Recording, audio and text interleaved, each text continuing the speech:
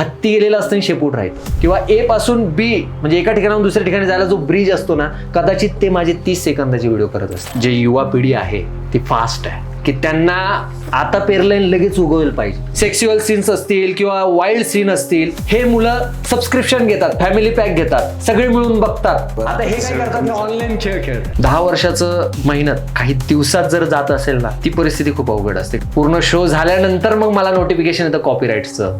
जो कलाकार असतो ना, त्याची कला कधीच मरत नसते. मी असं समजतो की प्रत्येकाच्या आयुष्यात असे 10 वर्ष येतात ना, की ते त्याच्या 10 वर्षामध्ये तो त्याच्या मनासारखं जगतो. आणि आज त्या मायमाऊलींना पण सॅल्यूट आहे, जे एक गोष्टी करतात ना, त्यांच्यामुळे कित्येक बलात्कार आज थांबलेले असतात. थांबलेले. खरंय खरंय. माणसाचं सोडावं, यांनी प्राण्यांना सोडलेलं नाही.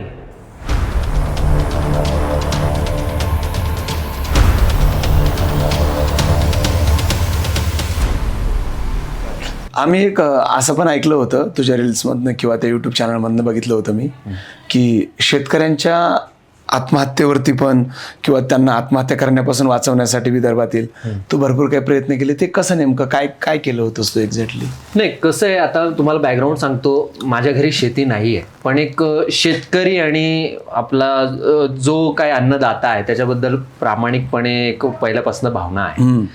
आणि बऱ्याच वेळा काय होतं, कधीतरी अवकाळी पाऊस असेल किंवा काहीतरी त्याचं पेरणीच्या टायमिंगला असेल किंवा काहीतरी त्याचं काही कर्ज वगैरे असतं त्याच्यावरती, सगळ्या गोष्टी कुठेतरी त्याला हे होतं. तर या विषयावरती मी एक सिरीज बनवली होती टिकटॉकवरती, शेतकऱ्यांविषयी, त्यानंतर बिझनेसमॅन विषयी. तर शेतकऱ्यांबद्दल ज्या वेळेस मी बोलायला लागलो ना, तर त्यांनी माझ्याशी कॉन्टॅक्ट केला. आणि माझे जर फॉलोअर्स तुम्ही बघाल ना, तर मोस्टली गावाकडचे लोक जास्त आहेत, तिकडचे आपल्या. हा, म्हणजे आहे ऑल ओव्हर सगळीकडचे, पण मोस्टली त्यांना कनेक्ट होणारे विषय असतात ना, ते गावाकडचे. मग त्यांनी माझ्याशी कॉन्टॅक्ट करण्याचा प्रयत्न केला आणि त्यांना त्यावेळेस मी समजून सांगितलं की तुम्ही काय काय करू शकता, कसं करू शकता, तुम्ही यातनं बाहेर कसं पडलं पाहिजे किंवा तुम्ही स्वतःला अपडेट कसं केलं पाहिजे. तर या गोष्टीचं मी त्यांना थोडं मार्गदर्शन केलं, त्यांना त्यांचा फायदा पण झाला. तसेच जे मुलं असतील जे डिप्रेशनमध्ये गेले असतील, व्हॉट एव्हर मे बी, त्यांची लव्ह लाईफ असेल, फॅमिली लाईफ असेल, फायनान्शियल प्रॉब्लेम असतील किंवा प्रेम प्रकरणामध्ये कुठेतरी ऑन स्पॉट त्यांचा काहीतरी प्रेमभंग झाला आणि त्यांच्या मनात असा काहीतरी वाईट साईड विचार आला आणि त्या टाईपचा त्यांच्यासमोर व्हिडिओ आला, तर त्यांनी कॉन्टॅक्ट केला. किंवा काही लोकांचे इंटरकास्टचे काही प्रॉब्लेम्स आलेत, त्यांनी काहींचे डिवोर्स झालेले आहेत त्यांच्यानंतर, कारण सध्या जे डिवोर्सचं प्रमाण वाढलं ते कशामुळं वाढलं, त्याच्या मागचे दुष्परिणाम काय आहेत, हे त्यांना बोलून क्लिअर करून त्यांनी इंडिपेंडंट कसं व्हायला पाहिजे, ह्या गोष्टीच्या सिरीज मी केलेल्या होत्या. त्याच्यावरती माझे व्हिडिओज यायचे, तर मग लोक कनेक्ट करायचे आणि ते आजही करतात. तर त्यामुळे त्यांना ते रिलेट होतं की बाबा हा, यातनं तुम्ही मला एक असतो ना, एक पंच असतो, हत्ती गेलेला असतं आणि शेपूट राहतं. ते शेपूटचं जे काम आहे ना, किंवा ए पासून बी म्हणजे एका ठिकाणाहून दुसऱ्या ठिकाणी जायला जो ब्रिज असतो ना, कदाचित ते माझे 30 सेकंदाचे व्हिडिओ करत असतील आजही. आणि त्यामुळे त्यांना त्याचा फायदा होतो आणि तेच माझ्यासाठी खास मोटिवेशन आहे. खरं आहे, अगदी बरोबर आहे. कारण ते मोटिवेशन त्या काळात किती आत्महत्या होत होत्या याच्यासाठी, आणि ते कोणीतरी करणं गरजेचं होतं. तो जे ते विडा उचलला होता, खरंच खूप चांगलं उपक्रम होता तो, त्यामधनं असंख्य शेतकऱ्यांचे जीव वाचले. पण आता तू बोलता बोलता मला असं बोललास की युवा पिढी, तुला सध्याची युवा पिढीबद्दल तुला काय वाटतंय, कुठले प्रश्न आहेत? जेव्हापासनं आता मी बघितलं तर आता जे युवा पिढी आहे ती फास्ट आहे. 5Gने त्यांना इतकं फास्ट केलं की त्यांना आता पेरलंय लगेच उगवलं पाहिजे. त्यांच्यात पेशन्स लेवल जी आहे ना, ती कुठेतरी त्याची कमतरता मला वाटते. आपण आधी सुरुवातीला एखादी गोष्ट करायचो तर आपल्याला कळायचं बाबा याला एक सर्टन टाइम लागणार आहे सगळ्या गोष्टी, पण आजच्या युवा पिढीला ना पटकन पाहिजे, सगळं इन्स्टंट पाहिजे.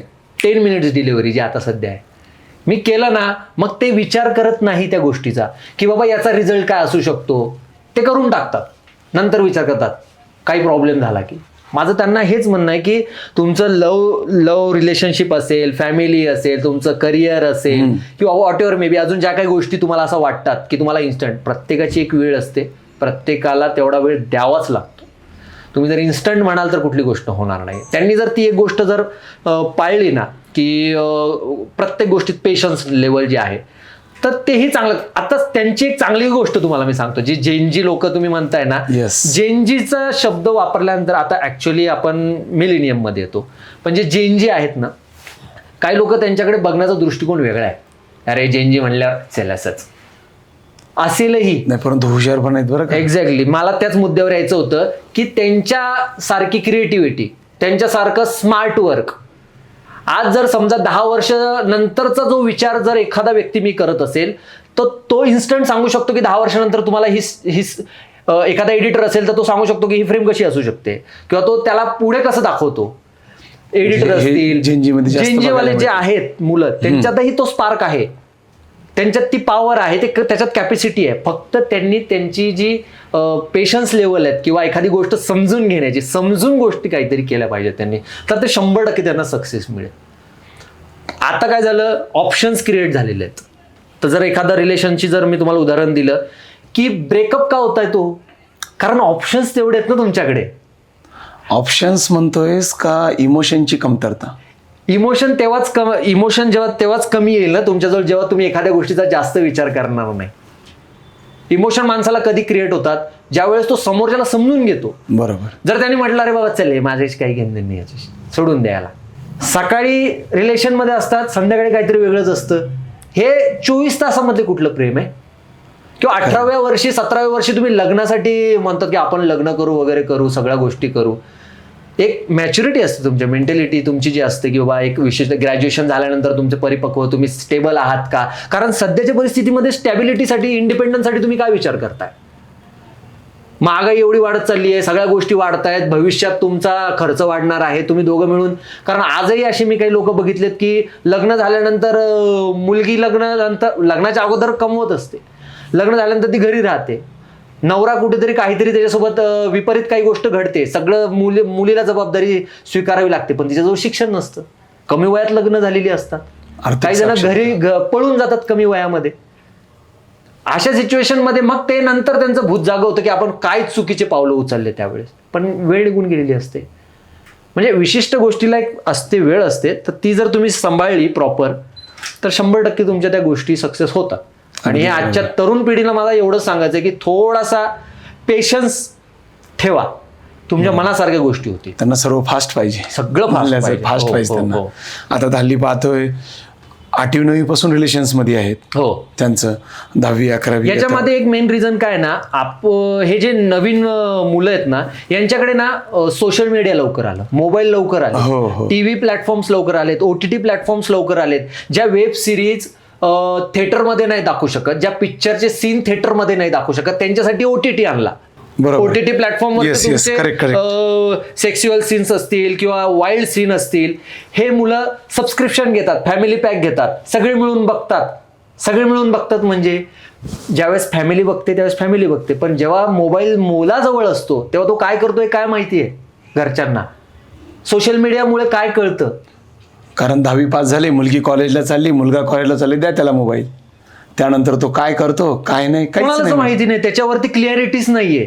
गव्हर्नमेंट त्याच्यावरती वेगवेगळे प्रयोग करतं की 13 वर्ष 16 वर्ष, पण त्या अल्गोरिदमला तुम्ही कसं सांगणार की तो व्यक्ती खरंच 13 वर्षाचा आहे, 12 वर्षाचा आहे, 10 वर्षाचा आहे. त्यांनी जर जन्मतारीख, आता हे सांगायला नाही पाहिजे ऑन कॅमेरा त्यांनी, कारण ही एक गोष्ट आहे की लोकांना कळेल.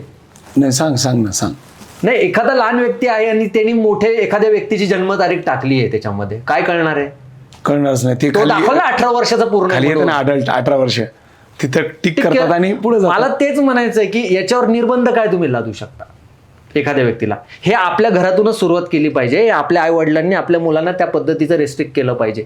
असतात त्यामध्ये फॅमिली ऑप्शन असतो की फॅमिली मॉनिटरेट करते, पण प्रत्येक वेळेस फॅमिलीमध्ये त्यांना त्यांचीही पर्सनल कामं असतात, सगळ्यालाच आहे, प्रत्येकाचे पर्सनल कामं असतात. किती वॉच ठेवणार ना आपण?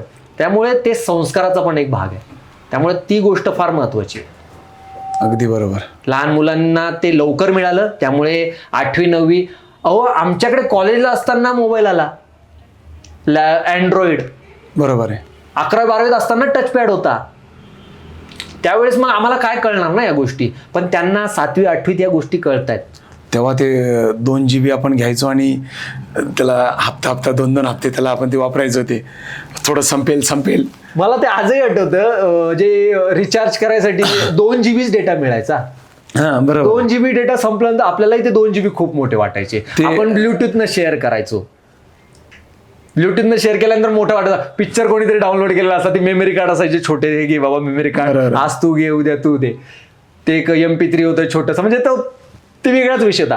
आणि सगळ्यात महत्वाचं, यांचा जो शारीरिक व्यायाम ज्याला म्हणतो ना आपण, तो कमी झालेला आहे. आपण आधी काय करायचो, याच्यात जायचो, ग्राउंडवर जायचो, वेगवेगळे खेळ खेळायचो. बरोबर. आता हे काय सगळं करतात, कमी हे झालं. ऑनलाईन खेळ खेळतात. ही सगळ्यात मोठी एक गोष्ट आहे की आता तरी यांनी यातनं बाहेर आलं पाहिजे. आणि आता मागे आम्ही बघितलं की तुझं युट्यूब चॅनल बॅन झालं होतं, ते काय प्रकार काय होता तो, नेमकं कशामुळे झालं बॅन ते? खरं तर म्हणजे यावरती मी तो व्हिडिओ पण टाकलेला होता की कसं बॅन झालं, सगळ्या गोष्टी सोशल मीडियावरती आहेत. म्हणजे एवढी मेहनत गेली ना रे. 10 वर्षाचा जो मी तुम्हाला आत्ताचा प्रवास सांगितला आहे हम्म. की खरं तर यूट्यूबवर एवढा कधी फोकस नव्हता केला. ज्यावेळेस मी टिकटॉक्स वगैरे व्हिडिओज बनवायचो आणि इन्स्टावरती ते माहितीही नव्हतं की टिकटॉकचे फॉलोअर इन्स्टावरती घ्या, इन्स्टाचे यूट्यूबवरती घ्या, ते कसं. कारण वन मॅन आर्मी आतापर्यंत सगळं स्क्रिप्टिंग माझं, व्हिडिओ शूट माझं, एडिटिंग माझं, गावाकडचा पोरगा, माझी काही टीम नाही, इकडे सगळे टीम वर्क करतात पुण्या साईडला, आणि इकडे येऊन आपल्याला ते खरंच त्याच्यात घेतील का, याची मानसिकता काहीच नाही. पण ज्या दिवशीपासून मी युट्यूबला फोकस केला होता ना, तेव्हापासून खूप मनापासून केला होता.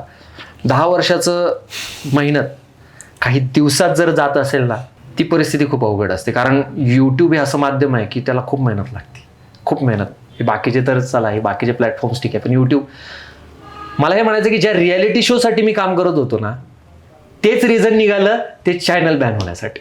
अरे बापरे. अच्छा, रियालिटी शोच. ज्याच्यासाठी मी रिव्ह्यूज करत असेल, ज्या गोष्टीसाठी मी लोकांपर्यंत लाईव्ह करत असेल, पूर्ण शो झाल्यानंतर मग मला नोटिफिकेशन येतं कॉपीराईट्सचं. त्यामुळे ज्या गोष्टी मी लोकांपर्यंत पोहोचवायचा प्रयत्न केला, आज तेच चॅनल, आज त्यांच्याशी बोलणं चालू आहे, माझं मेल सोबत चालू आहे, पण कॉपीराईट स्ट्राईक. त्यांचा विषय असा होता की जे शॉर्ट्स व्हिडिओज मी वापरले होते त्यांचे, तर ते जसेच्या तसे मी अपलोड नव्हते केले. त्यातला संदर्भ घेतला होता आणि मी माझे त्यात एडिटिंग करून माझे व्हिडिओज त्यात टाकले होते, मर्ज करून ते टाकले होते. पण मला हे म्हणायचं की जेव्हा मी ते अपलोड केले त्यावेळेस तुम्ही कॉपीराईट स्ट्राईक नाही टाकला. आता कशाला टाकतंय? पूर्ण शो झाला त्यानंतर ते कॉपीराईट स्ट्राईक पडले. अरे बापरे. त्यानंतर ते चॅनल गेलं, त्यांच्याशी बोललो. युट्यूब यामध्ये काही करू शकत नाही, कारण ज्यांनी क्लेम केला होता त्याने जर ते मागं घेतलं तर ते चॅनल मला आज परत येईल. त्यात 3 स्ट्राईक असतात, युट्यूब स्ट्राईक. त्यांनी 9 स्ट्राईक माझ्यावरती टाकलेत. अरे बापरे. त्यामुळे ते चॅनल तर, पण मी थांबलो नाही. मी 2-3 दिवस थोडा रेस्ट घेतला, नवीन चॅनल ओपन केलं त्याच नावाने, शुभम चिंचोले, आणि नवीन कॉन्सेप्ट चालू केला त्याच्यावरती. रिव्ह्यूज व्हिडिओ, मूवीजचे रिव्ह्यूज व्हिडिओ, आणि जे आपले जे मोटिवेशनल व्हिडिओ, स्वामींचे व्हिडिओज असतील ते परत चालू केले. हे जवळपास आता त्याचे बऱ्यापैकी सबस्क्रायबर आहेत आजही. तर तो एक खूप माझ्या आयुष्यातला एक थोडा होता, तो डिफिकल्ट गोष्ट होती, कारण 10 वर्षाची मेहनत होती. आजही ते चॅनल येऊ शकतं, बट ज्या लोकांपर्यंत ते प्रॉपर पोचलं पाहिजे त्यांच्यापर्यंत जर हा व्हिडिओच्या माध्यमातून पोचेल, कारण मी मेल करून बघितले त्याच्यावर रिप्लाय नाही आहे, काहीच नाही आहे. स्वामींची इच्छा, बघूयात. नाही, तू प्रत्येक विषयावर बोलतोस. लावणी आणि डीजे शो हे कॉन्ट्रोवर्सी चालूच आहे महाराष्ट्रामध्ये कंटिन्युअस. हो. याबद्दल तू काय सांगशील? खरं तर तुम्ही आत्ता माझा मागच्या हप्त्यातला जर व्हिडिओ पाहिला असेल, मोस्ट ऑफ मी हे असे शक्यतो या गोष्टी टाळतो. खरं तर माझे जर तुम्ही कॉन्टेंट पाहिले, आध्यात्मिक असतात, मोटिवेशनल असतात. मी राजकारण टाळतो. कलाक्षेत्राशी जर कोणी काही वाईट साईड बोलत असेल तर त्यावर नक्कीच बोलतो ॲज अ कलाकार म्हणून. लावणी म्हटल्यानंतर आपला अस्मितेचा विषय, बरोबर, महाराष्ट्राचा विषय. मला फक्त एकच वाईट काय वाटतं, ज्यावेळेस हे लावणीचा प्रकार आहे, तुम्हाला लावणी म्हणजे काय हे माहीत नाही आहे, तमाशा म्हणजे काय हे माहिती नाही, हे फरक समजून घेतले पाहिजे ऑडियन्सने. जे आयोजक असतात ते त्यांच्या एंटरटेनमेंटसाठी शो अरेंज करतात, लोकांच्या एंटरटेनमेंटसाठी शो अरेंज करतात, हे त्यांनी समजून घेतलं पाहिजे.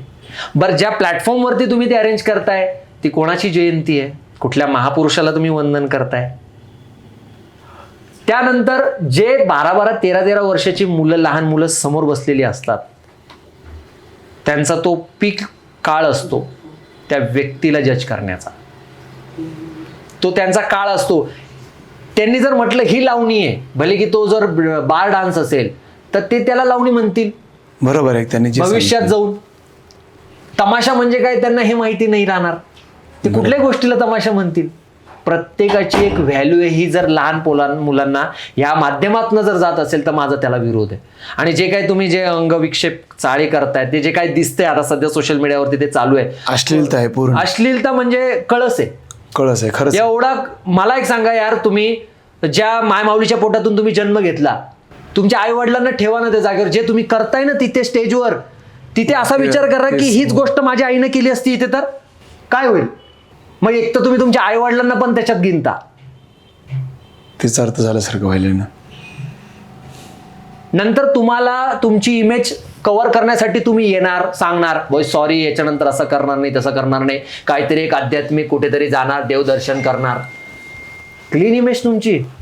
हेच चुका करायच्या माफी मागायची, चुका करायच्या माफी मागायची, प्रसिद्ध व्हायचं आणि पुढे चालायचं हे. आणि याच्यामध्ये सगळ्यात महत्त्वाची ही ऑडियन्सला मला सांगायचं आहे की तुम्ही ज्या लोकांना फॉलो करताय ना, त्यांना जेव्हा तुम्ही कधी प्रत्यक्षात भेटलात ना तर तुम्ही फॉलो करणार नाही मित्रांनो. तुम्ही 15 सेकंद, 20 सेकंद, 30 सेकंदच्या त्या व्हिडिओवरनं जज करता त्याची लाईफस्टाईल कशी आहे. पत्राचं घर गळत असतं त्याचं, दाखवायला तो फिरतोय, तिला पिझ्झा बर्गर पाहिजे असतं, घरी काय. आता हे महत्वाच्या गोष्टी आहेत. मला एवढं सांगायचं आहे तुम्हाला की ज्यांना तुम्ही फॉलो करताय ना त्यांचे विचार काय आत्मसात करताय फार महत्वाचं आहे. तुम्ही जर एंटरटेनमेंट म्हणून पाहत असाल तर एंटरटेनमेंट म्हणूनच पहा, पण जर चांगल्या गोष्टी असतील तरच. वाईट गोष्टीचं समर्थन अजिबात नाही आहे. 4 भिंतीच्या आत गोष्टी तुम्हाला ज्या काय करायच्या त्या करा. 4 चौघात जर तुम्ही ते करत असाल तर येणारी पिढी बरबादच होणार 100%. काही तरुण आहे अशी आहे आपली की छातीवरती त्या नटीचा फोटो टॅटू केलेला आहे. डीजे डान्सर, हा लावणी नाही, डीजे डान्सर सो कॉल्ड आहे, ज्या महाराष्ट्रात फेमस आहेत. बरं, लिटरली मी बघितले, म्हणजे काय नेमकं, म्हणजे काय असेल पोरांच्या मनामध्ये नेमकं काय चाललंय की तिचा डायरेक्ट छातीवर फोटो आहे. तरी कधीतरी त्यांना असे पर्सनली भेटलात ना, बाबा ती व्यक्ती तुझ्या आयुष्यात काय मॅटर करते, तुला घरी 2 टायमास तुझे जेवणाचे वांदे आहेत तुझे, ती तुला येऊन पैसे देते, तुझं घर चालवते, शेवटी तुला तुझ्या घराचं तुला बघणं आहे ना रे बाळा. जे काही कोणी असतील बघत असतील. आधीचा तो काळ गेला ज्यावेळेस जे कलाकार लोकांसाठी डाय हार्ट फॅन ज्याला बोलत होतो ना आपण, तो आधीचा काळ गेला की जे खरंच होते, करत होते, अंगावर गोंदणं असेल ते गोष्ट, पण त्याच्यामध्ये कुठली भावना होती. ती भावना महत्वाची ना. तुम्ही आज प्रसिद्धीसाठी शरीरावर टॅटू जर बनवत असाल, ती व्यक्ती तुम्हाला एकदा स्टोरी मेन्शन करेल, एकदा तुम्हाला कमेंट करेल, वाव छान, इमोजी पाठवेल, नंतर काय, नंतरचं काय बाळा. आपल्याला आपलंच घर चालवायचंय, कोणी येणार नाही. आम्ही तुझे सीझन पण बघितले. बिग बॉस जसंही मराठी सुरू होतो तर त्याबद्दल तू कंटिन्यू स्टार्ट होत असतोस तू लगेच की आता काय होणार, कोण घरात येणार, कोण घराच्या बाहेर जाणार, कोण कोणाला काय बोलणार याबद्दल. म्हणजे आणि आता हे सगळं तू करतोयस, खूप छान करतोयस, मला फार आवडतं. मी आवर्जून तुझा व्हिडिओज बघतो. तुला जर चान्स मिळाला आतमध्ये जाण्याचा तर कसं वाटेल तुला? बिग बॉस मराठी, खरं सांगतो, ज्यावेळेस मी इंडस्ट्री, कारण मी एक सांगेल, आम्ही तुला जेवढे फॉलो करतो, जेवढे बघतो, आम्हाला तर लय आवडणार तू आतमध्ये गेलेला. तू सांग आता. मी परत बोलेल. हे बघा कसं असतं, प्रत्येक गोष्टीचे क्रायटेरिया ठरलेले असतात. आपण इथे कितीही काही म्हटलं, पहिली गोष्ट त्याचे ऑडिशन्स वगैरे असे काही नसतात. पण एक समीक्षक म्हणून, क्रिटिक्स म्हणून ज्यावेळेस मी कुठला रियालिटी शो असेल किंवा बिग बॉसचं जर खास उदाहरण द्यायचं झालं तर ते मला खूप आवडतं. अच्छा. हिंदी सीझन मी एकही बघितलेलं नाही, हे क्लिअर करतो. मला फक्त मराठी सीझनच, कारण आपल्या मराठी सीझन मध्ये ती गोष्ट असते. बरोबर आहे, ते कनेक्ट असतो, कारण गावाकडचा माणूस सुद्धा ते पाहू शकतो. खरंय खरंय. हिंदीमध्ये ते लोक नाही पाहू शकत. त्यामुळे गावाकडचे जेव्हा लोक बघतात ना तेव्हा त्याला एक इमोशनली कनेक्ट असतो. आणि माझा पिंडच तो इमोशनली आहे, लोकांशी कनेक्ट कसं करता येईल. बरोबर. आणि त्यामुळे ते ज्यावेळेस बिग बॉस वाटतंय, मला पण आजही वाटतं की हा एक सामान्य कुटुंबातला मुलगा, मिडल क्लास, विदर्भ, मराठवाडा या लोकांना हे इंडस्ट्रीतले लोक किंवा हे इकडं फार मोठा दिसत नाही तो फेस. नाहीच आहे. तुम्हाला जर दिसतील बिग बॉस मध्ये किंवा कुठल्या तरी रियालिटी शो मध्ये जे पुणे मुंबई साईडचे आहेत, ज्यांना लगेच कनेक्टिव्हिटी आहे, जे लगेच जाऊ शकतात शूटला. खरं आहे. मग आपल्यासारख्या कलाकाराला इथे पुण्यामध्ये स्ट्रगल करावं लागतो, मुंबई सारखा स्ट्रगल करावा लागतो. टॅलेंट नाहीये का? आहे, आपल्याकडे आहे, भरपूर आहे. तर त्यांना फक्त तो योग्य प्लॅटफॉर्म भेटत नाही. मी त्यातनं तोच सांगण्याचा प्रयत्न करतो की जे काही घडते त्या दिवशी किंवा काय उद्या घडणार आहे, एक सेन्स असतो ना कलाकाराचा. कलाकार का असतो, त्याला प्री पासून पोस्ट पर्यंत स्क्रिप्टिंगचा हे असतो. नाटक बसवताना त्याला माहिती असतं गोष्टी, पिक्चरमध्ये त्याला माहिती असतं गोष्टी, सिरियलवर कसं चालतं, माइंडसेट काय असू शकतो, पुढे स्टोरी काय नरेट होऊ शकते. तसं तो जो सदस्य आहे त्याचा सुरुवातीला 1-2 हप्त्यामध्ये कळत नाही गेम, पण जसा जसा तो पुढे जातो तसं तसं कळतं की काय होऊ शकतं काय नाही होऊ शकत. आता शेवटी कसं आहे, 100 दिवस त्या घरात तुम्ही असता आणि त्या 100 दिवसामध्ये आज जसा तुम्ही वागाल तसंच उद्या वागणार का याची गॅरंटी नसते.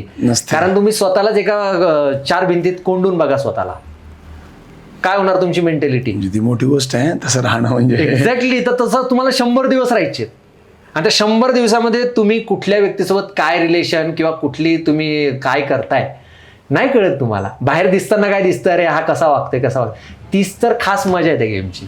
त्यामुळे मलाही ते रिलेट होतं की बाबा हा जर कदाचित मला स्वतःला टेस्ट करू शकतो तिथे जाऊन, मी जे काय आहे ते खरंच आहे का बाबा. त्यामुळे बघूया. तू आता इतका धडपड करतोयस आता मोठ्या पडद्यावर येण्यासाठी आणि तुझ्या टॅलेंट आहे. मी नाही बोलत, असंख्य तुझे फॉलोअर्स जे आहेत हे बोलतात की दादानी जायला पाहिजे, शुभमनी काम करायला पाहिजे कारण तिच्या टॅलेंट आहे. मग हे स्ट्रगलचा फेज तुझ्या जीवनात येतोय, असं तुला कधी वाटलं का की हे क्षेत्र सोडून द्यावं? मी जसं सांगितलं की जो कलाकार असतो ना त्याची कला कधीच मरत नसते. आजही इंडस्ट्रीमध्ये ज्यांनी 50व्या वर्षापासून चालू केलंय ना तो इंडस्ट्रीत काम करतोय. काही चाइल्ड आर्टिस्ट म्हणून काम करतात आणि ज्याच्यावर जबाबदाऱ्या असतात ना त्याला तराजूचे दोन्ही जे पारडे असतात त्याला बॅलन्स ठेवावाच लागतो. एक कुठला तरी गेला तर एक कुठला तरी सुटणार. येतो तो क्षण येतो. कलाकार ना कधी कधी त्याला शाप म्हणून पण असतो बरं का. कलाकाराला शाप म्हणून असतो. कारण महिन्याचे जर त्याच्याजवळ फक्त 2-3 दिवस काम आहे, बाकीचे 27-28 दिवस तो काय करणार. वर्षभरामध्ये 1 महिना त्याला काम आहे, बाकीचे 11 महिने तो काय करणार. आता पावसाळा चालू झालाय, 3 महिने कामं नाहीत, काय करणार. होतं कधी कधी मनात होतं की बाबा हे सोडून देऊ सगळं. आणि सध्या तीच परिस्थिती की कुठेतरी ज्यावेळेस मी फुल टाईम करत होतो त्यानंतर ज्या गोष्टी आल्या, फॅमिली असते, जबाबदारी असते, मुलगी बघतात, लग्नाचं जे वय असतं, सगळ्या गोष्टी असतात ना, सगळ्याच गोष्टी येतात. तर त्यामध्ये कुठेतरी एक स्टॅबिलिटी असते. हा एक जुगार आहे.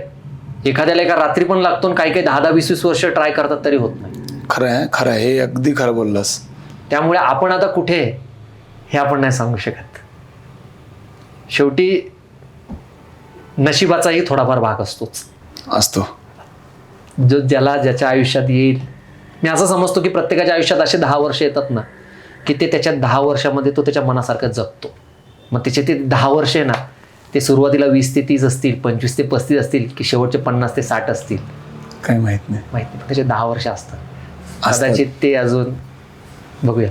पण येतो तो जो मेन मुद्दा बोलला की वाटतंय पण शेवटी कलाकार आहे त्यामुळे ते कधीतरी काही वर्षभराच्या ज्या गोष्टी असतात, मग गणपती असतील, गणपती फेस्टिवल असेल तर आवर्जून वाटतं की बाबा आपण छत्रपती शिवाजी महाराजांची भूमिका गेल्या 4 वर्षापासून पुण्यात करतोय, आता कधी गणपती येईल किंवा शिवजयंती कधी येईल की जिथे आपण परफॉर्मन्स करू शकतो. वर्षातनं हे जे 2 गोष्टी आहेत माझ्या त्या तर फिक्स आहेत. एक कलाकार तू हे आता दरवर्षीच करतोस. हो. एक विचारू, एन्जॉयमेंट म्हणून करतो का काम म्हणून करतोस रे? म्हणजे बघा मी दोन्ही अँगलने विचारतोय. मी दोन्ही प्रश्नाची उत्तर देतो. एन्जॉयमेंट तर होतोच ऑब्व्हियसली. का? कारण आवडीचं काम आहे. आवडीचं काम म्हटल्यानंतर माणूस कुठलंही काम असेल तर ते आवडीनं करता, तो एन्जॉयच करणार ना. आणि एक जबाबदारी असते त्यावेळेस की खरं तर एक कलाकार म्हणून ज्या छत्रपती शिवाजी महाराजांची भूमिका करणं माझ्या वाट्याला येणं खूप मोठी गोष्ट आहे. म्हणजे ती पेल आणि त्याचे जे येणारे दरवर्षी अनुभव आहेत, दरवर्षी काहीतरी वेगळा अनुभव, दरवेळेस काहीतरी वेगळा, आणि त्यात होणारा माझा बदल. अर्थात छत्रपती शिवाजी महाराज आणि ज्यावेळेस ते कॉस्ट्युम आपण घालतो त्यानंतर मला बांधल्यासारखं होतं की मी आता ही गोष्ट नाहीच करू शकत आयुष्यात किंवा त्या टायमिंग मध्ये ही गोष्ट करूच शकत नाही. पाळतो आणि ते होतं.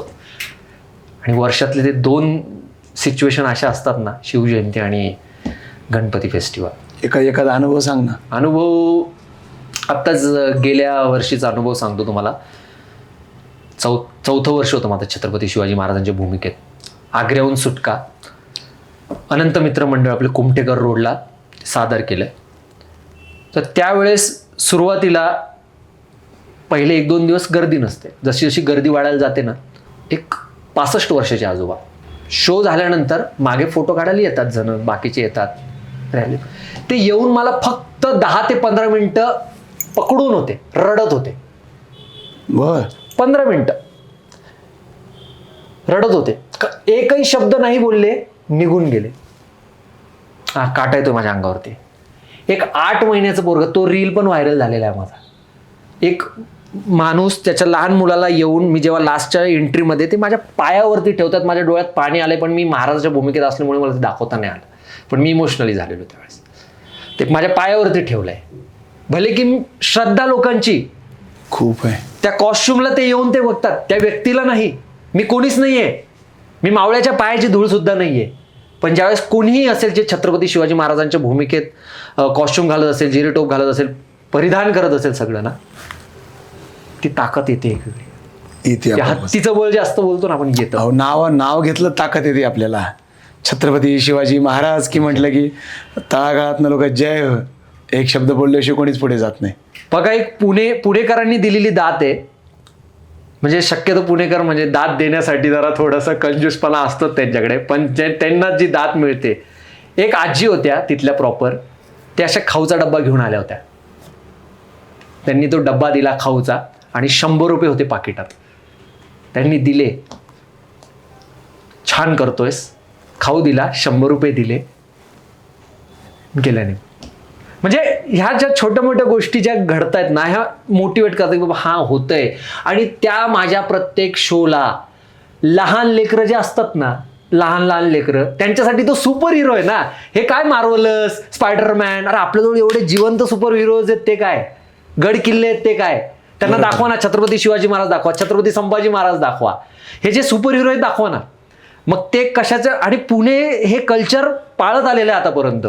पुणे म्हणजे सांस्कृतिक जे घर बोलतो ना आपण, हे पाळत आलेले आहेत. जिवंत देखाव्यासाठी पुण्यामध्ये तुम्ही आलंच पाहिजे, आणि तिथनं जे तुम्ही घेऊन जाताना, बरोबर आहे, खरं आहे, लहान मुलांना ते देताना, ते खूप भारी. कारण माझा आज फॉलो करणारा वर्ग जो आहे ना, तो लहान लेकरापासून तर थोर मोठ्यापर्यंत, 65 वर्षापर्यंत, आजोबांपर्यंत. तर ती एक गोष्ट आवडते मला, त्यांच्यासाठी करायचं भाई, बस.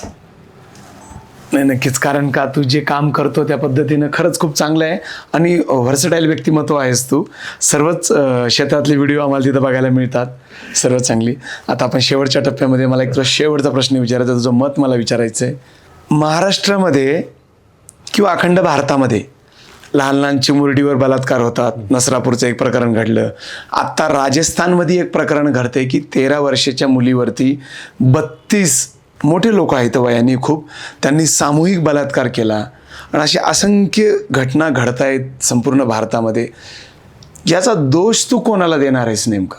सिस्टीमला देणार आहेस, व्यक्तींना देणार आहेस, का त्या लहान चिमुरड्यांना देणार आहेस? काय तुला म्हणायचं का याच्यावरती? काय तुझं मत काय? प्रवृत्ती जी बिघडत चाललेली आहे. हे जे प्रकरण आता सध्या घडत आहेत ना, मला असं वाटतं की या सोशल मीडियाच्या माध्यमातून लोकांना ना गुन्हा करणं खूप सोपं झालेलं आहे. त्यांना माहिती आहे त्यातनं बाहेर कसं पडायचं आहे. त्यामुळे ते गुन्हा करताना तेवढा विचार नाही करत, ते करून टाकतात. त्या लहान लेकराचा काय काय दोष आहे, तिचा काय कळतं, तिला वर्षाचं काहीच नाही, काय कळतं? अरे बाबांना, तुमची एवढीच खाज आहे तर तुमच्यासाठी ज्या लोक सर्व्हिस करतायत तिथे जा, आहे की त्यांचे पोटपाणी त्यावरती चालतं. हो. आणि आज त्या माय माऊलींना पण सॅल्यूट आहे, जे एक गोष्टी करतात ना, त्यांच्यामुळे कित्येक बलात्कार आज थांबलेले असतात. खरंय खरंय. पण जी मानसिकता जी आहे ना तुमची, की ज्या शारीरिक सुखासाठी, क्षणिक सुखासाठी तुम्ही चिमुकल्या माणसाचं सोडावं, यांनी प्राण्यांना सोडलेलं नाही. मग ही मानसिकता काय? छत्रपती शिवाजी महाराजांच्या काळामध्ये जो चौरंग व्हायचा, असं शासन तुम्ही, आपण शासनालाही पूर्ण दोष का देऊ शकत नाहीये, कारण शासन एका चौकटीत बांधलेलं आहे. पण तुमची जी प्रवृत्ती ही प्रत्येकाची वेगवेगळी आहे. ते तुम्हाला स्वतःला इनबिल्ट सांगावं लागणार आहे, कुठल्या गोष्टी योग्य असतात, कुठल्या नाहीये. किती कंट्रोल, तुमचा सेल्फ कंट्रोल असला पाहिजे स्वतःवरती. आणि जे याला खतपाणी घालतात ना, पहिले त्यांना भर चौकात, मी ज्यातनं नसरापूरचं घटना घडली होती त्यावरती स्पष्ट मत केलं होतं व्यक्त. जो कोणी काही व्यक्ती आहे ना, त्याला 4 चौघात आणा, त्याचं गुप्तांग कापून टाका सगळ्यांसमोर, सगळ्यांना दाखवा, ब्रॉडकास्ट करा. म्हणजे उद्या कोणीतरी ते करताना 10 वेळेस विचार करेल की उद्या ही शिक्षा आहे बाबा या गोष्टीसाठी. बरोबर आहे. जोपर्यंत तुमची ती शिक्षा तेवढी कठोर होणार नाही, तोपर्यंत समोरचाही व्यक्ती तेवढा विचार करणार नाही ना काही गोष्ट करताना. तोही त्याच्या डोक्यात राहील, बाबा काय करणार, आयुष्य कसं जगणार. हा सगळ्यात नीच प्रवृत्तीचा विषय. आणि हा ज्याच्या त्याच्या घरात जन्माला येतो त्याच्या संस्कारावरती हा डिपेंड आहे. त्यामुळे तो फार महत्वाचा विषय की याच्यामधनं बस फक्त एक विचार ठेवा हो की जर हे छत्रपती शिवाजी महाराजांच्या काळात झालं असतं तर काय घडलं असतं, बस एवढा विचार करा आणि करा. त्याचं तर तात्काळ क्षणी त्याच क्षणी जसं माहीत झालं, समजा महाराजांचा काळ असला असता तर महाराजांनी तात्काळ बोलवलं असतं की त्याला जिथं आहे तिथून आणा आणि त्याचा सगळ्यात समोर भर चौकात त्याचा चौरंग करा, पूर्ण सांगितलं असतं. तू इन्स्टावरती तुझे पण फॉलोअर्स भरपूर आहेत, तरी देखील तू कुठल्याही ब्रँडची पब्लिसिटी किंवा ॲड का नाही करत? का तुला येत नाहीत ॲड? मला ॲड्स फार कमी येतात. ज्या येतात त्या माझ्या रिलेटेड असतात आणि ज्या ॲड्स येतात जसं की रम्मी सर्कल असेल किंवा पत्त्याचे ज्या काय अशा लोकांना विरोधात जातील कुठल्या गोष्टी ते मी अजिबात करत नाही, येतात त्या. पण राहिली गोष्ट जे बाकीचे प्रमोशन्स ॲक्टिव्हिटी आहेत, खरं सांगतो म्हणजे हे कदाचित काही लोकांना पटणार नाही, काही लोकांना पटेल सुद्धा. जर मी अंगप्रदर्शन करायला चालू केलं ना तर माझे फॉलोअर्सही वाढतील आणि मला प्रमोशन पण येतील. कळलं तुम्हाला मला काय म्हणायचंय? तर येस, सध्या तो प्रकार खूप चाललाय मार्केटमध्ये. त्या गोष्टी दाखवायच्या, लोकांना ते पाहायला आवडतं, लोकांना पाहायला आवडतं म्हणून त्या दाखवतात. त्याने रीच वाढतो, एंगेजमेंट वाढते. ब्रँड प्रमोशनला काय पाहिजे असतं? Reach, engagement. बस. ते बाकीचे तर व्हिडिओ जाऊन बघत नाहीत ना, त्याच्यात काय चाललंय. हा ज्याचा त्याचा वैयक्तिक प्रश्न आहे, त्याला जसे जसे व्हिडिओ बनवायचे आहेत. पण जसा तुम्ही मला प्रश्न केला की मला येत नाही, त्याच्या मागचं मेन रिझन हे आहे की माझा जो कॉन्टेंट आहे तो आध्यात्मिक आहे, त्यानंतर मोटिवेशनल आहे आणि स्वयंघोषित आज एवढे सगळे मोटिवेशनल स्पीकर आहेतच की जे स्वतःला म्हणतात की बाबा हे काय पडले या व्हिडिओमध्ये, रीच नाही भेटत त्या व्हिडिओना, ते स्किप करतात. खरं तर त्या गोष्टीची गरज आहे. म्हणजे बघा, जो व्हिडिओ सकाळी 8-9 वाजता ॲज अ मोटिवेशनल म्हणून तुम्ही पाहायला पाहिजे, जेणेकरून तुमचा दिवस चांगला जाईल. सकाळीच तुम्ही उठल्याबरोबर तुमचा जो नंगानाथचा व्हिडिओ तुमच्या समोर येते, तुमच्या दिवसभर डोक्यात तेच राहणार ना. तेच आहे, खरं आहे. मग रात्री येऊन तुमचे काय विषय होणार, मुलं काय घेणार त्यातनं. जो व्हिडिओ सकाळी घ्यायला पाहिजे तो तुम्ही कधीही घेता, म्हणजे ते तुमच्या मनात आला घेताना घ्यायचा तर घ्यायचा, नाही तर नाही घेत. आणि जो नाही घ्यायचा तो दिवसभर तुमच्या डोक्यात चालू असतो. मग त्याच व्यक्तीचे व्हिडिओ तेच येतात, सबस्क्रिप्शन घेतात. आज सबस्क्रिप्शन नावाचा प्रकार तर सध्या मार्केटमध्ये खूप होते, नवीन आलंय, त्याच्यावरती पण सबस्क्रिप्शन. मला म्हणजे जर मी एकदा ट्राय केलं होतं की बाबा माझा कॉन्टेंट टाकून मी सबस्क्रिप्शन, किती सबस्क्रायबर व्हायला पाहिजे माझ्या इंस्टावरती? 1 लाख. 0. काय सबस्क्रिप्शन कोण देणार मला पैसे पे करून व्हिडिओ बघणार माझे? त्याच जागी एक व्यक्ती जिचे 1000 फॉलोअर आहे, सबस्क्रायबर एवढे का? तर ते BTS व्हिडिओ टाकणं, स्नॅपचॅट सारखे जे व्हिडिओ जे दाखवायचे ते लोकांना, ते खरेदी करा तुम्ही, म्हणजे डायरेक्ट विकत घ्या माझा कॉन्टेंट, जे मी काही कपडे घालते, कसं डेली वेअर करते, लोकांची मानसिकता ना. तर हे सबस्क्रायबरवाल्याचं जरा जास्तच प्रकरण घडलेलं आहे. त्यांना त्यांचा लक लाभो. आणि हा रील स्टारचा जो एक मुद्दा तुम्ही घेतलाय, रील स्टार आणि कलाकार हा रील स्टार होऊ शकतो. आता रील स्टारही कलाकार होऊ शकतो, पण एक रील स्टारची जी व्याख्या आहे ना की तुम्ही जे बघा, आता मी ज्या पद्धतीने बोलतो, अरे तो रील स्टार आहे रे, तो रील स्टार आहे बरं का. दोन्ही याच्यात फरक आहे. भाव बदलला ना, डायरेक्ट भाव बदलला. एकामध्ये तुच्छता आहे, एकामध्ये पार वरती नेऊन रिस्पेक्ट आहे. रिस्पेक्ट आहे. तर त्या पद्धतीने त्या कॉन्टेंट क्रिएटरला तुम्ही रिस्पेक्ट द्या.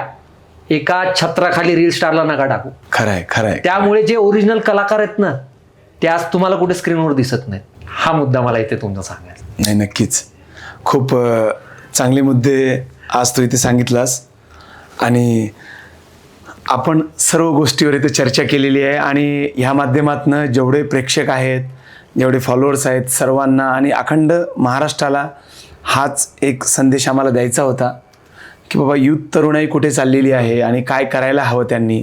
सध्या करंटचे प्रश्न किती वेगळे वेगळे येत आहेत आणि त्यावरती आपण आता सजग झालं पाहिजे आणि आपण त्यावरती बोललं गेलं पाहिजे प्रत्येकाने. आणि चांगलं तेच घेतलं पाहिजे, कारण इंटरनेट तुम्हाला वाईट पण देतं आणि चांगलं पण देतं. काय तुम्हाला घ्यायचा हा तुमचा प्रश्न आहे. आणि अजून एक विषय याला ॲड करतो की जो आता सध्या एक तरुणाईचा विषय तुम्ही घेतलात, लग्नाचा. लग्न होत नाहीयेत बऱ्याच जणांचे. त्याच्या मागे जे काही रिझन्स आहेत त्याचं जर थोडं ॲनालिसिस केलं, जे वाढलेल्या अपेक्षा आहेत, मुलाच्या साईडनं असेल, मुलीच्या साईडनं असेल, ह्या ज्या लग्नाच्या ज्या अपेक्षा आहेत ना, त्या खूप माणसाला सध्या लोकांनी विचार केलेला आहे की आता लग्नच करायचे की नाही करायचे. वय वाढत चाललेलं आहे. मुलीला इंडिपेंडंट, ठीक आहे, चांगली गोष्ट आहे, मुलगी इंडिपेंडंट होणं चांगली गोष्ट आहे, पण तुम्ही पण काही गोष्टी ॲडजस्ट केल्या पाहिजेत मुलाच्या दृष्टिकोनातून. आज मुलाच्या घरी शेती जरी असेल किंवा तो चांगला कामालाही असेल, काम करतोय चांगलं, तरी त्याची लग्न होत नाहीये. बरोबर आहे. कधी कधी जात आडवी येते हो. सुरुवातीला सांगितलं जातं की बाबा आपण करू, सगळ्या गोष्टी करू, नंतर मग त्याची फायनान्शियल कंडिशन आड येते हो. त्याला घरी काही नसतं. मग तुम्ही सुरुवातीला रिलेशनमध्ये असता तेव्हा तुम्हाला ते कुठं जातं तो विचार येत नाही डोक्यामध्ये. ते पहिल्यांदाच ठराविक कळायला पाहिजे ह्या सगळ्या गोष्टी सध्या, आणि लग्नाचं ही जी मानसिकता आहे ना, ही थोडीफार मुलीच्या घरच्यांनी, मुलाच्या घरच्यांनी, आईवडिलांनी सांभाळली पाहिजे की हे, कारण हे जर असं झालं तर वय वाढत जाणार, लग्नच करणार नाही कुणी. तो आपल्याला ती परिस्थिती नाही आणू द्यायची, कारण त्याने खूप अराजकता माजेल, खूप काही गोष्टी होऊ शकतील त्याने समाजामध्ये. तर त्यामुळे ही पण एक महत्त्वाची गोष्ट आहे की तुमचा जो कोणी पार्टनर असेल किंवा ज्याच्यावर तुम्ही जास्त विश्वास ठेवत असाल, ओळखीता असेल, तर त्याच्याजवळ भले की त्याची थोडी फायनान्शियल कंडिशन कमी असेल, पण त्यांच्या घरची माणसं चांगली असतील, तो व्यक्ती स्वभावाने चांगला असेल ना, ठेवा बाजूला सगळ्या गोष्टी. तो व्यक्ती महत्त्वाचा आहे, पैसे पुरणार नाहीत आयुष्यभर. खरं आहे. तर मित्र हो, आज आपण एका बुलढाण्याच्या चिखली या छोट्याशा गावातनं आलेला एक व्यक्ती, जो की स्वतःच्या जिद्दी, ध्येय आणि चिकाटीनं सोशल मीडियावरती एक अथांग सागराप्रमाणे ज्ञान तो त्याचं देतो आणि लोकांना फायदा होतो या गोष्टीचा. असंच व्यक्तिमत्व म्हणजे शुभम चिंचोले. आज त्याच्यासोबत बोलून खरंच खूप छान वाटलं, कारण त्याच्यापासून खूप काही घेण्यासारखं आहे जे आपण नेहमी व्हिडिओमधनं घेतच असतो. तर तो आज आपल्या स्टुडिओमध्ये आला, त्याबद्दल मी तुझ्या मनापासून आभार मानतो. आणि मित्र हो, असेच नवनवीन मोटिवेशन्सपर व्हिडिओ पाहण्यासाठी आमचे असेच अनेक दिग्गज व्यक्तिमत्वांचे पॉडकास्ट आम्ही आज घेऊन येणार आहोत. तर आमच्या चॅनलला नक्कीच लाईक करा, शेअर करा, सबस्क्राईब तर नक्कीच करा, कारण का व्हिडिओ आल्यानंतर पहिल्यांदा तुम्हाला दिसला पाहिजे. आणि आजचा पॉडकास्ट तुम्हाला कसा वाटला हे कमेंट बॉक्समध्ये कमेंट करून नक्कीच आम्हाला सांगा. चला तर भेटूया लवकरच. धन्यवाद.